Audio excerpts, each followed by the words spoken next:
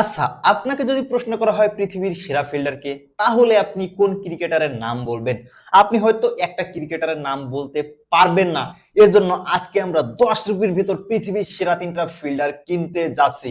তো প্রথম লাইনে রয়েছে নাসির হোসেন, জাদেজা এবং বিরাট কোহলি। এখানে 3 রুপির ভিতর আমাদের একটা ক্রিকেটারকে নিতে হবে। তিনজনই best fielder, but Nasir Hossain কিন্তু তার প্রাইম টাইমে বাংলাদেশের বেস্ট ফিল্ডার ছিলেন। ওই সময় পৃথিবীর সেরা ফিল্ডারগুলোর মধ্যে একজন ছিলেন নাসির হোসেন। এজন্য আমরা নাসির হোসেনকে নিচ্ছি, যারা তার খেলা দেখেছেন তারা জানেন। এরপরে 3 রুপিতে আছে Andre Russell, Jonty Rhodes, Maxwell. এখানে কিন্তু ম্যাক্সওয়েল বর্তমান পৃথিবীর সেরা ফিল্ডারদের মধ্যে একজন, বাট আমরা এখানে নিতে যাচ্ছি জন্টি রোডসকে, কারণ তিনি পৃথিবীর ক্রিকেট ইতিহাসের সব থেকে বেস্ট ফিল্ডার।